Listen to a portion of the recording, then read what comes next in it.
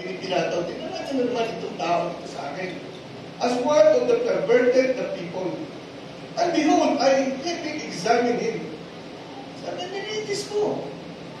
Ang maliban dyan, kinausap niya siya ng asawa niya, si Pilato. Sabi niya, wala din mali yan.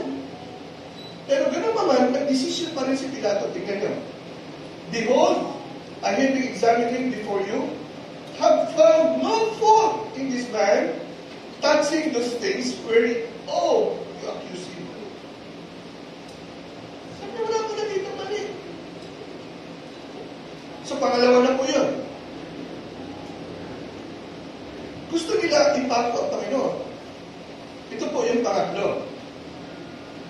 Verse 30, verse 22. Luke 23, verse 22. And he said unto them, the third time. So, pag-ilan? Third. Ha?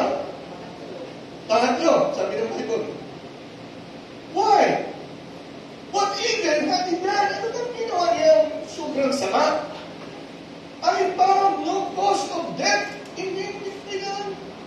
Kunan ito ng buhay, napatayin. Itong sinasabi niyo, Kristo. I will therefore chastise him. Sabi niya, agupitin niya ito. And let him go. Pagkakawalan ko siya. Eh, siyempre, politics, alam niyo naman, na-pressure ngayon si Pilato hanggat nagbugas ng kamay. Pero ito po ang ating umpisahan.